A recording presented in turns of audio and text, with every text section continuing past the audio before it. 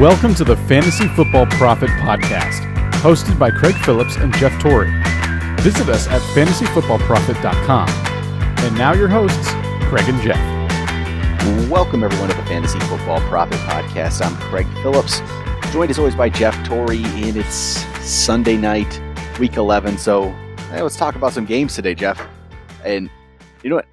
We don't have to talk about the whole NFL. We can just talk about me tonight, right? And my team, how good I'm doing, all my right calls. How about that? Sound good? You did have a good week. I'll give you that. I could bring up my team in our main league, which is just throwing up points like crazy this week. I could bring up the fact that, I don't know, Julio Jones looks like he's really, really good, yet for some reason he scored another touchdown, Jeff. Not even one of my guys. Telling you, Julio, he's the man. You don't believe me? He is. He's great. He is the man. I told you he's going to be better. He's going to end up better than Beckham, Brown, Hopkins to end the year. And so far, so good. So I'm going to have to find that clip from the other day and make sure I keep it so I can play it back after the season. And how about this one? This is actually see. This is like my favorite one. Gus Edwards looks like he's now the main back in Baltimore. I told you. Yes, I knew this would happen at some point. The undrafted young man from Rutgers. That's all it took. I told you. Alex Collins was going to get upstaged by somebody at some point. Finally happened. It would have happened earlier if Kenneth Dixon didn't get hurt. Yeah, and in a game as well that Collins actually found the end zone. So, I mean, this one took me by surprise. Yeah, he's obviously going to be a huge waiver ad because, how many more opportunities are you going to get at a starting player?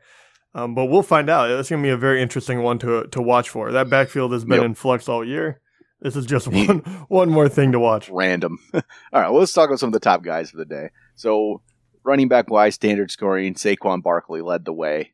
142 rushing yards, 2 touchdowns, caught 2 for 10 and a touchdown. This guy is ridiculously good. I mean, I don't even know if when we were hyping him up to begin the year, like everyone was, putting him, 5th, 6th in the rankings, which is crazy for a rookie. I don't even think we expected him to be this good. And Barkley, this time, 33.2 points. He's been double digits actually in every single game this season, which is, I didn't expect that much from him. I expected a lot, but did you expect that much? I mean, this is almost over our expectations, I would say. Oh, without a doubt for me. I mean, I thought he was going to be good, but I really didn't think New York, their line was going to be able to help him produce this way. I think that, today was freaking phenomenal on the ground, right? 27 carries for 142 and 2 touchdowns. But what really jumps off the page when you go back and look at all his numbers is the fact how well he did through the air. Just his pass catching ability. I know everyone talked about it coming out of the draft. But, you look at his numbers that way, and it really is mind-blowing to see how good he is out of the backfield catching the ball. But, yeah, you just can't take him out of the equation because he's too good both running and catching. But, yeah, Tampa Bay is not exactly a great defense, so I thought he was going to do well today. But, it doesn't take away from everything else he's done. He has been phenomenal. Well, and the next guy on the list, which I can bring up pass catching ability, which was never something you say with Ezekiel Elliott. But 122 rushing yards and a touchdown, then 7 for 79 receiving this week. You don't typically think of him this way, but he had 6 catches last week. He's starting to catch the ball a little bit here. He had 6 for 36 last week, 4 for 51 the week before, and now 7 for 7 this week. That's pretty impressive from a guy you don't really expect to see that from. So if Zeke adds that to the running ability, man, watch out. It's going to be a tough season for the people that have to go against. He's another one. I mean, really, there's no back in the league that can be, as effective as these other guys if they're not in the passing game. Because, you saw it. Really, and it started obviously a long time ago, but David Johnson is a prime candidate as well a couple of years ago when he really blew up. But Zeke, Saquon, and then obviously when Bell was, you're just starting to see every single one of these guys has to be a dual threat in order to keep them in the game. And I think the other guy that you can look at, I mean, he's still a very good player. But if you look at Leonard Fournette, who was healthy and got to play, but he's definitely not pass catching back, and he is limited in that role, so you know exactly what's going to happen. So it took him 28 carries to get 95 yards and a touchdown, when you can have Phillip Lindsay, number 3, only get 11 touches out of the backfield, and then he catches the ball for a bunch, right? So, I mean, it's just a different world for running backs this year. Yeah, Fournette, though, Fournette, he's going to be fine every week because, I mean, who else gets 28 carries? I mean, he's going to keep getting carries and keep getting carries and keep getting carries. So even if his yards per carry is low, it's not going to really matter. The guy's going to get plenty of work. So he's going to be up there every time, which is, I mean, they lost the game again, which they should have won. But the offense is bad for Fournette. But I think just volume alone, he'll be fine. But this is probably, I mean, 20 points is nothing bad. It's just, yeah, it's going to take a lot of carries to get a few yards. Yeah, exactly. And I mean, he did really well, but you know he's going to get, I mean, he has to get at least 20 carries, right? And if you have Saquon he's a perfect example where, there's a lot of games where he gets, more like 13 carries and he still produces the types of numbers that you would want. And I think that is the huge difference between it. The game flow does not dictate whether or not that running back can score compared to someone like Fournette. Then, yeah, I feel bad for people, I'll say, that have to go against people that have Saquon and Zeke on their team. It's going to be tough, right? It would be difficult. And then Phillip Lindsay, good week for him. Only 11 carries, but turned it into 79 yards and 2 touchdowns, which gave him a pretty good day. 4 for 27 receiving, so solid for him. He's been a really good find. Undrafted, keeps doing well. He's not this is his best game actually on the year now. First time he's ran 2 times in the end zone. Royce Freeman even got one, which Denver somehow pulled off that win. But man, Lindsay just keeps being solid out there. Then Ingram, next on the list, 16 for 103 and 2 touchdowns. Really, I mean, Ingram is the interesting player because this is 2 weeks in a row now he's ran for 100 yards with 13 carries for 104 and 16 for 103. So the volume, he's not getting the 20-some carries, but he gets the opportunities and does pretty well with them. But hey, Kamara caught that 37-yard touchdown, so he's still great. Yeah, it's just I don't quite trust Mark Ingram though. I don't know what do you think about him? How do you feel about that? Because I don't trust it, despite the 2 straight 100-yarders. Yeah, I have a harder time. I mean, obviously, I like Mark Ingram. I think he is he's a very valuable player to have on your team. But we are seeing a very definite line of exactly how they're going to use him. It's going to be pretty much straight split when it comes to carries. I mean, you saw 16 today for Ingram, 13 for Kamara. Since he came back, he's had anywhere from 9 to 16. That hasn't changed one bit. Really, the big difference is whether or not he gets in the end zone. And there are so many people on that New Orleans offense that can get in the end zone that you don't know if it's going to be his day. But the way they're playing right now, there's plenty to go around. So, I mean, 2 straight, 20-plus performances for him. I mean, yeah, he's definitely going to be up and down. But right now, I like it, especially looking at who he's playing, which is Atlanta, Dallas, Tampa Bay. 2 out of the 3 should be really prime games for him. Some other guys had some good games. Adrian Peterson got 2 touchdowns, so he had a pretty solid game despite only 51 yards. And there's Peyton Barber with his random good game that he puts together every once in a while. I have zero faith in this guy. There's absolutely none. I honestly released him on one of my teams because I just don't even want to think about putting him in the lineup because I know it'll be that 30-yard game. Just this, I have zero faith in this. Yeah, I don't either. I mean, he's had better games than I thought he was going to. But yeah, there's no rhyme or reason to when he does well. I mean, that whole offense is just a headache. And then players that end up, they feel like they're further down the list, but they're really just, they had fine games. Melvin Gordon, 156 total yards. He just didn't get a touchdown. So the yards was there like he normally is. Usually he turns it into one or 2 touchdowns. And it would have been a monster game. Kind of the same thing with David Johnson right below him, 154 total yards, no touchdowns. But Johnson, it's nice to see that 2 weeks in a row that they're really getting him the ball. And, he looked pretty good, 137 yards rushing. So if they continue to do this with him, he's going to be pretty solid the rest of the year. I think the people that drafted him, if you're still in the running, you'll be pleasantly surprised at how he's going to be, because a lot of people, if you drafted him first round, it's going to be kind of a little rough. It was rough early going, but he's doing pretty solid now. Then, I don't know, any other guys stand out to you? Joe Mixon didn't really do much, only 14 yards on the ground, but got a touchdown to kind of make it worthwhile. No, I mean, no one else necessarily. The only other individual that there's two actually. I like to see that, even though there were monster games, I really like to see Kerryon Johnson and Marlon Mack do well.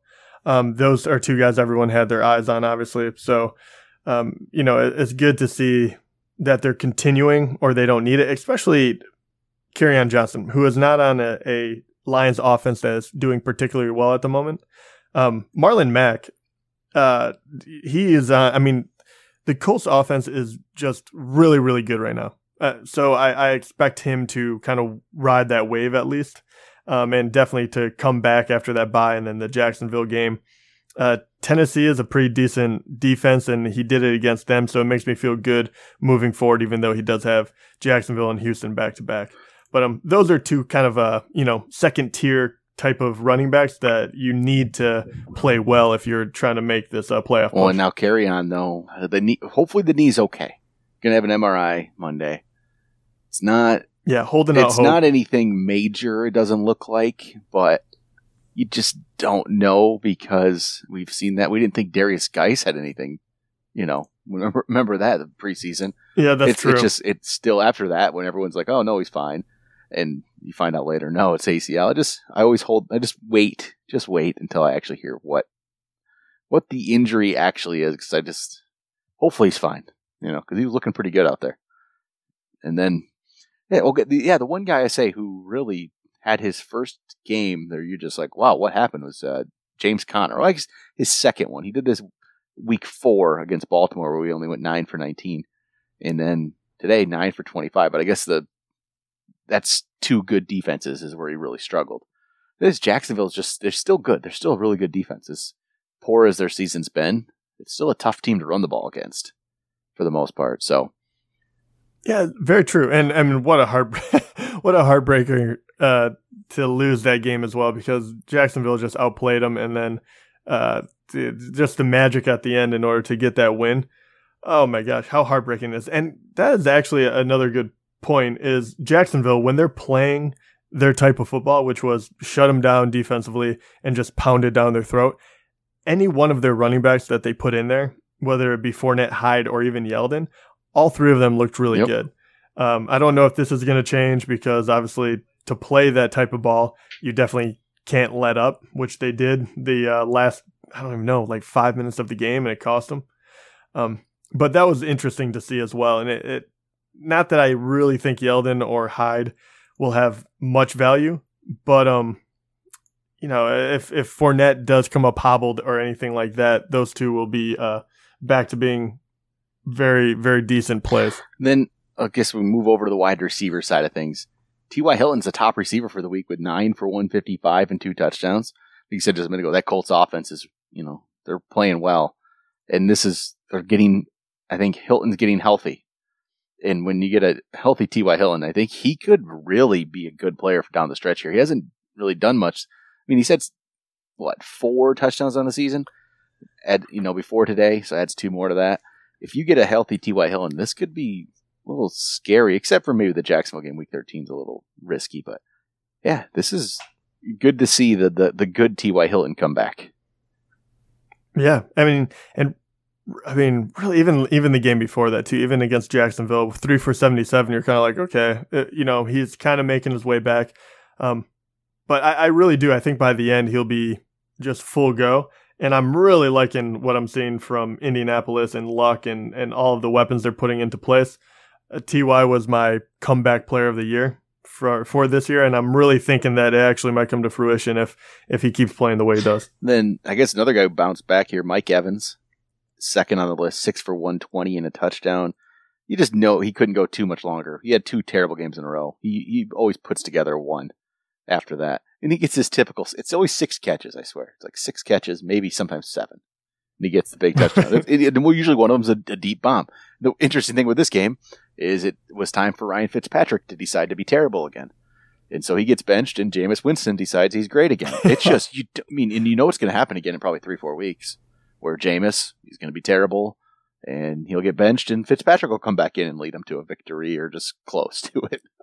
I don't get those quarterbacks, man. They're interesting. No idea. That's for sure. But hey, it's good to see Evans do well.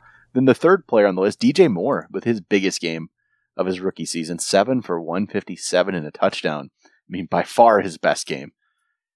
And I don't know what this is. It's maybe a rookie coming on. We thought maybe a couple weeks ago he was, and then he came around and did nothing after that. It's hard to trust. It's hard to put him in your lineup at all. Yeah, what do you make of this? Yeah, I mean, I don't know. I mean, the truth, I don't think this actually means a whole lot. I think that it means, yeah, he was a first-round draft pick. But, I think this is one of those deals where, hey, he is a talented individual and he's going to come out and play like this every once in a while. But right now in that offense, it's not really geared towards that. So I think it will be a yo-yo situation once again. I think that it's much more likely, almost every game down the stretch is going to be more of the 4 catches for like 50 yards or something like that. The 157 for a touchdown is just amazing. It's only his second touchdown of the year receiving, and it's his most the whole thing is just across the board was amazing, and we've seen other players kind of blow up against Detroit, so I'm not ready to get too excited. Well, the next guy on the list, another rookie, Traquan Smith, 10 for 157 and a touchdown. That's impressive. But, right, I mean, especially the 10 part, because back in week 5, he had 3 for 111 and 2, and people lost their minds thinking he was the next greatest thing. They signed Dez. Obviously, he blew out his Achilles. So, people, you wonder, are people going to think because of that injury, he's going to get more playing time? The 10 receptions definitely does not hurt that theory. 13 targets. But what do you take from that? Because they really did blow him out, though. Yeah, but they really, he's been getting more involved as time's gone on. I mean, then last week, nothing happened. But, I mean, I've liked him since the beginning of the year. So, I watched him a little bit in preseason. That's why he was my super deep sleeper of the year. And I don't think this is going to be what you see every week, obviously, 10 for 157. But he's going to be involved. I just don't know what that means. But I guess before this, he only had 3 catches was his maximum. So you can't expect this to continue. Except, I kind of like some of the games he has coming up, especially in the playoffs. That's going to be interesting. Week 14, he plays Tampa. So if he plays decently well these next 2 weeks, that's when I would actually consider playing him in week 14 against that good matchup. But it would take a bit. It's going to take quite a bit. I need to actually see something. But this is going to be there's just so many mouths ahead of him. Oh yeah, right. And I do. I mean, to actually give him a little more credit as well. What he did before that, where he was catching about 3 balls per game, he was going against relatively good defenses. I mean, Minnesota is kind of up and down, but it was Baltimore, Minnesota, and then the Rams, which all 3 of those can definitely, do well for themselves on the defensive side of the ball. So maybe this is just an offense or a defense that allowed him to kind of, finally have his coming out party.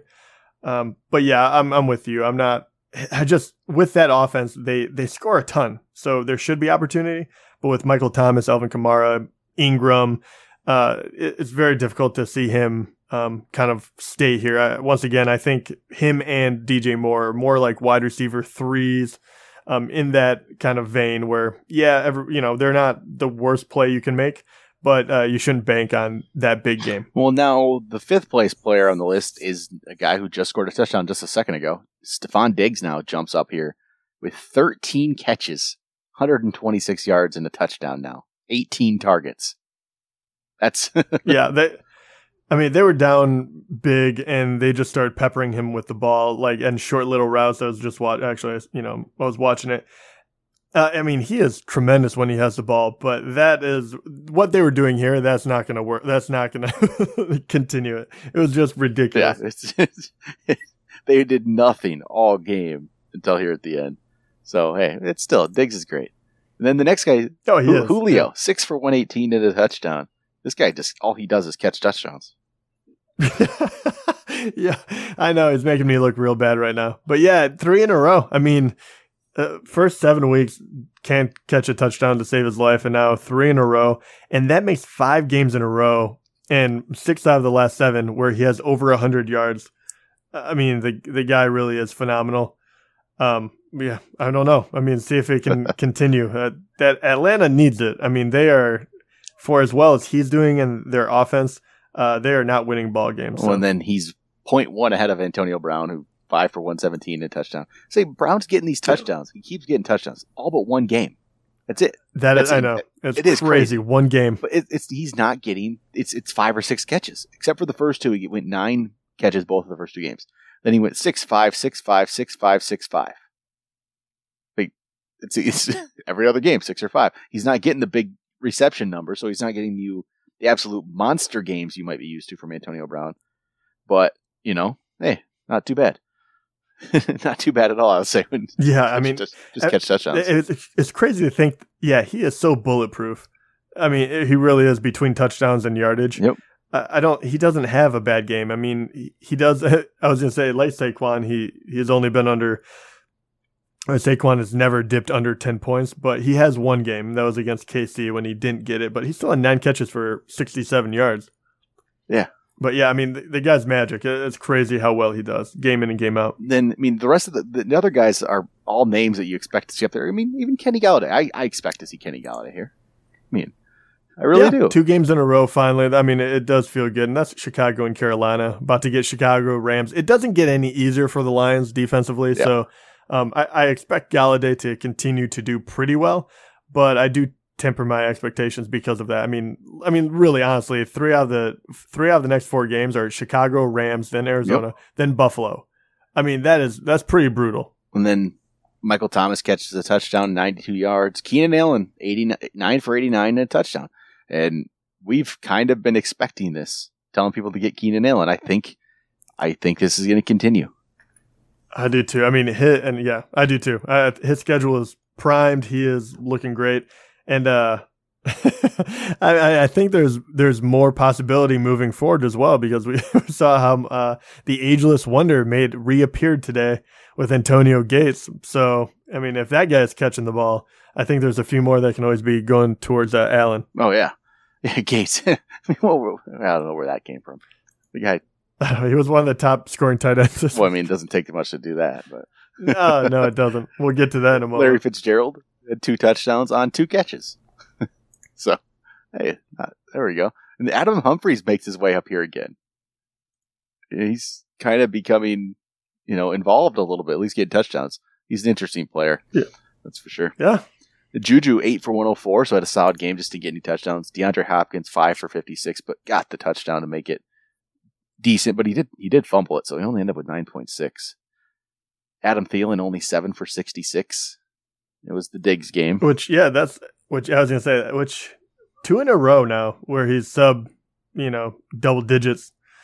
Very interesting. I don't know if that is people figuring him out or keying on him, or I don't know. What do you think about that? I mean, maybe that's kind of the reason why it's opening the door for Diggs as well. Is that something that you're actually looking at? That might actually be a little bit what it is. Maybe they're actually paying attention to him more.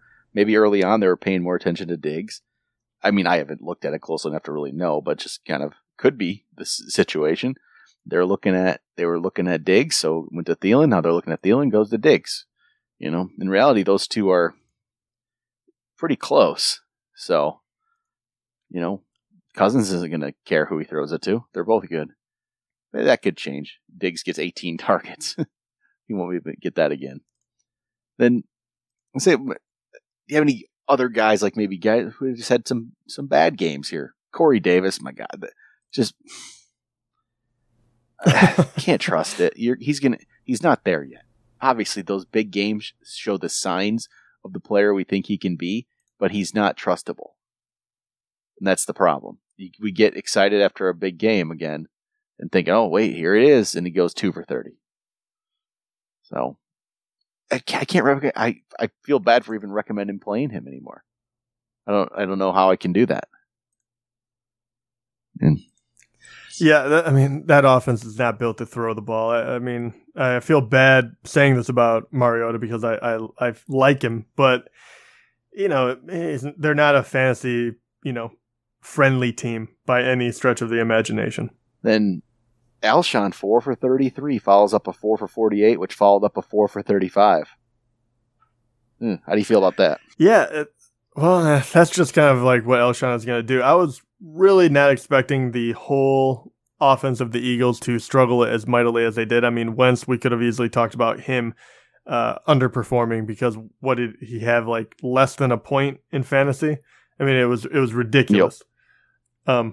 So, I mean, it's hard to really come down on him too much when it wasn't necessarily his fault. It was more of the offense. You can't do much if no one's, if you can't even throw the ball. So, tight ends, it is Antonio Gates is the top of this top of the list is kind of interesting, huh? Antonio Gates, Jordan Reed. Feels like we went back a few years. Well, yeah, I know, right? Yeah. Well, this is my favorite. So, if you had a list and you're saying, all right, how many players will be above, in the double digits? And you're like 3. I'd be like, that is crazy, but that's what happened today. And the number 3 is Robert Tonyan, for the one catch. Green Bay, 1 catch for 54 yards and a touchdown, and that gets you in the top 3. Yeah, it's mind blowing how bad tight end is this year. Gates, I mean, he was healthy. They were using him, and it wasn't just like in the red zone. So it was interesting. And this is funny because it follows up where last week he only had 9 routes. He only played 9 routes. He only ran 9 routes the entire day. And that's why I found it so funny. There was no real reason for this. No, none. No, I mean, the biggest game he had before that was 45 yards, 3 catches. You thought maybe around the red zone, use him, that's fine. But he came out and he played well. His grabs were actually really nice looking. I don't know how he turned back the clock today, but I'm definitely not going to read into this at all. But, I mean, who knows? Tight end's so bad that if they even throw it to him 3 times a game, he's probably worthwhile. And then the second guy, Jordan Reed, nice to see this from Jordan Reed. That's a good stat line. It is definitely his best game of the year. But, I mean, it also followed up Houston last week to Denver's tight end. Denver's tight ends, this was 2 weeks ago, last game Houston played, is when they gave up that to, what's his name? Hewerman from Denver had his big game, but it was against Houston. So maybe Houston's just not defending the tight end very well right now. That could be part of it. But either way, it's still Jordan Reed, and maybe we're seeing a guy he's played all year. He hasn't been out, which is the crazy thing. But he just hasn't done anything. Maybe we're seeing him start to turn around a little bit. And I don't know what the Alex Smith injury means to him, if it really affects him at all. Really, I mean, Colt McCoy's fine, I think. At least for Jordan Reed. But I actually played Jordan Reed today, so I feel good about this. Lucked into that one. So not too bad. And after that, I don't really care to talk about tight end. Jared Cook caught a touchdown, so he's up there. Vance McDonald caught a touchdown, so he's up there. But there's no yardage here. There's no targets. There's no yardage. There's just not anything here. Okay, the one guy, I think Jonnu Smith is actually kind of interesting, only because tight end's terrible. And before this week, he had caught touchdowns in each of the last 2 weeks. And he had 6 for 44, which is nothing, but he had 8 targets. So, which is like, if you need a guy who's getting some targets, he got some targets. Austin Hooper had 8 targets, only turned it into 27 yards, but it's just not much here. It really isn't. No, and Ertz was terrible. I was going to say, I thought that Ertz was bulletproof. I really did. But obviously not. So only 2 catches for 15 yards, no touchdown. There's nothing redeemable about how Philadelphia played this week. So once again, I'm not blaming him, but that is unusual to see. I mean, mark that down because Ertz always has a good game. And the other guy that didn't do anything today, he almost threw a touchdown, but Eric Ebron. He has been the 3rd best tight end. I still don't understand that, but 3rd best. And he gets 0. 0. finally laid the egg. But he did use, I don't know if you saw that play, but he almost threw a touchdown to Luck. Obviously, they probably aren't replaying it a ton because he didn't get it, but Luck, he almost made an unbelievable diving play in the end zone. But that offense, they're just trying everything. And the fact that, but anyway, I think he'll probably bounce back. But once again, he's very touchdown dependent anyway. Yep. Well, I say that, but I mean, you look at his games, and he has had games where, hey, 2 games ago against Jacksonville, he had 69 yards. He'd had 2 touchdowns, but yardage-wise, 71, 105. So he is touchdown dependent, but at the same time, he is starting to kind of raise his stock overall. But since Doyle came back, I have a harder and harder time kind of relying on either one of them, even though I'd probably play both in the tight end world that's going on right now. And over, let's say quarterbacks quick. Drew Brees led the way, 38.5. Good game for him again. Cam Newton, good game. Andrew Luck was solid. Roethlisberger turned an absolutely terrible game into actually something at the end. And ends up with 24.7. He was negative like 3 at one point. I was freaking out. Yeah, he really did pull it out. I could not believe that. Really wasn't in the last 5 minutes. He threw 2 touchdowns and saved the whole game. Yeah, and then Rivers, solid game. Andy Dalton actually bounced back with a decent game. Yeah, good for you, Dalton. Finally, I mean, yeah, it's kind of every other at the moment. But I mean, against Baltimore as well, which is no small feat. That is very, very good. How about to this see. stat line? Eli Manning, 17 for 18 for 231 and 2 touchdowns. Wow, 17 for 18. What the heck happened there? I don't know. I actually laugh. He actually does better when he doesn't have to throw the ball nearly as much. Thrown the ball 27 times with Saquon. You'll be fine. And then I mean, look at that. I was looking at Eli. Yeah. I had to because I was thinking the same thing. But if you look at his yardage, the last 2 games are 2 of his best all year, pretty much. And against San Francisco, he only threw for 188, but had the 3 touchdowns. Only 231 today with 2. I mean, he was the 2 games prior to that, he was throwing for 315 with 1 touchdown for 14 points. And then at Atlanta, he got almost 400 yards throwing, and he still only managed 22 points. Yeah. So, I mean, it's so bonkers. He is, I'm never going to play Eli, but the better Saquon does and the less he has to throw, the better he will do. And then Kirk Cousins actually made his way on. Here's another guy who was he had like 0.8 at halftime, did nothing, and really just because they had to throw the ball around at the end, he gets up here a little bit. But look at it. Jameis ended up with 19.6 coming in for Fitzpatrick. This is so reminiscent. I mean, didn't Fitz just do this 2 weeks ago, where he came in and he actually had a relatively good game? The backup's always the better guy. And Fitzpatrick just 3 picks. You know that game's always coming. But the next time you see Fitzpatrick, whenever that is, you know he's going to come in and throw for like 3 touchdowns in relief and do great. He just it's the weirdest. He's like he's one of the strange. Both these guys, they're so odd. They can throw. I mean, Fitzpatrick's thrown a lot of picks this year. Actually, if you really look at his numbers here, I mean, the last 3 games he's thrown 7 picks. Yeah, a lot. That's like what he likes to do. And then Lamar Jackson didn't do much passing, but 117 rushing yards, 27 carries for Lamar Jackson. So that's what I wanted to see, though. I was hoping he was going to throw a touchdown, but he showed me enough where if you're in a tight spot next week against Oakland, I like him again because that running will kind of save the day, which he did. I mean, not throwing 1 touchdown and you got 15 points out of it. I mean, can you imagine if he actually does have a few passes that go his way? Right. He'll be in the 20s, no problem. Then Deshaun Watson had a relatively poor game, but the team gets the win. Blake Bortles was really bad. Jeez. Again, he showed his true colors. And then Carson Wentz was really bad. Really bad. Who would have thought in that game, if you would have said Carson Wentz, he's going to play the entire game, and Drew Brees is going to play the entire game, but yet Carson Wentz will still have the same amount of points as Drew Brees' backup quarterback. That would not be something you would expect to have happen. This is beyond a bad game, but this is really you take out the very first game that they kind of put him back in it, where he only scored 13 points. They really kid handcuffs. After that, 22 was the least amount of points he would put up. He was usually dancing, mid-20s. And then you hit this. I mean, there really was it didn't make sense to me whatsoever. 0.8, and it hurts me even more because I played him in like a league of mine. It cost me the week for sure. But I don't even know what to think about that. I mean, that has to be just and you random, wouldn't expect it against the Saints. Saints were 30th against quarterbacks. No.